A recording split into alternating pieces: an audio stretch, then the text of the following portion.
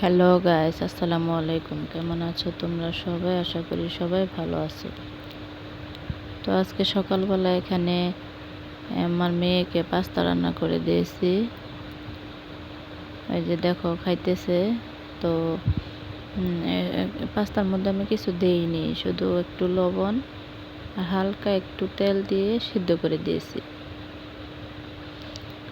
কারণ ছোট মানুষ, এত মশলা খাওয়া ঠিক না। ওকে আমি চেষ্টা করি হালকার মধ্যে রাখার। তো দুপুরবেলা রান্না করতেছি। দেখো এখানে অনেক গোলাপ, পেঁয়াজ কুচি, রসুনের কোয়াগুলো আমি আস্তে আস্তে রেখেছি। এখন এর মধ্যে দিয়ে দিলাম তেল, গরম মশলাগুলো দিয়ে দিয়েছি, তেজপাতা, এলাচ, দারচিনিগুলো দিয়েছি। সবগুলো এখন একসাথে নাড়াচাড়া করে নিচ্ছি। কবুতরের মাংস রান্না করব, সেই জন্য একটা কবুতর আনছিল, কবুতরের বাচ্চা, সেটা পরিষ্কার করে নিয়েছি, কেটে নিয়েছি। এখন এখানে আদা, রসুন, জিরা, দারচিনি, এলাচ, তেজপাতা সব কিছু এখানে আমি একসাথে ব্লেন্ডার করে রাখছি।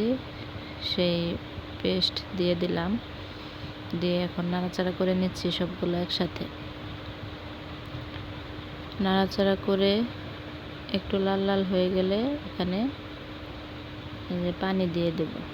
তো পেঁয়াজগুলো আমার ভাজা হয়ে গেছে, এখন এখানে পানি দিয়ে দিলাম। এখন একটু নাড়াচাড়া করে এর মধ্যে এখন বাকি গুঁড়া মশলাগুলো দিয়ে দেব।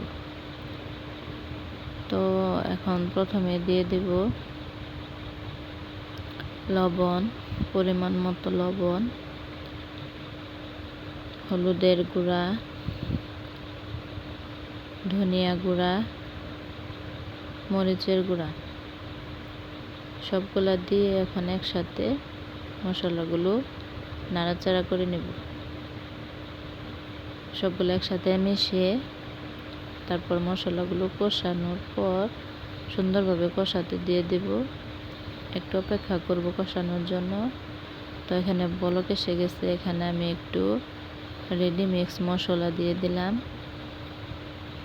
মশলা দিয়ে নাড়াচাড়া করে একটু মশলাগুলো কষানো হয়ে গেছে। তো এই কবুতরের মাংসগুলো আমি আগেই ধুয়ে পরিষ্কার করে রেখেছিলাম, সেই মাংসগুলো দিয়ে দিলাম। তো আগে দেখতাম আমার মা ছোট্ট সময় এইভাবে অনেকগুলা পেঁয়াজ রসুন দিয়ে কবুতরের মাংস রান্না করতো। তো সেইভাবে আমি রান্না করতেছি। দেখো উপর দিয়ে তেল ভাসতেছে আর কষানো হয়ে গেছে, একদম পানি নেয়, কড়াইয়ের মধ্যে লেগে যাইতেছে, আর যা আছে দেখা যাইতেছে সব তেল। তো নাড়াচাড়া করে এখন ঝোলের জন্য একটু পানি দিয়ে দেব। কষানো হয়ে গেছে, এখন পানি দিয়ে দিলাম। বেশি পানি দিব না, কারণ এমনিতেই কবুতর আমি পুড়িয়ে নিয়েছিলাম, যে ছোট ছোট পশম থাকে ওই পশমগুলোর জন্য পুড়াইছিলাম, ওইখানে সিদ্ধ হয়ে গেছে। তারপর আবার কষালাম, এখন আবার একটু ঝোলের জন্য পানি দিলাম। তো দেখো ঢেকে রাখছিলাম, এখন এই যে এই পর্যায়ে আছে, মাংস প্রায় হয়ে গেছে, আর বেশিক্ষণ রাখবো না। তো দেখো এই যে হয়ে গেছে, নামিয়ে নিয়েছি। আজকের মতো এ পর্যন্তই। আসসালামু আলাইকুম, আল্লাহ হাফেজ।